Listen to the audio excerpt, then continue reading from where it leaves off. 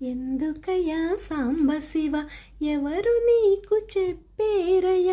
ఈ అల్లరి చేతలు ఈ బూడిద పూతలు అలలతోటి గంగ పట్టి తలపాగా చుట్టి నెలవంకను మల్లె పువ్వు కలికి తురాయిగా పెట్టి ఎందుకయ్యా సాంబశివ ఎవరు నీకు చెప్పేరయ్య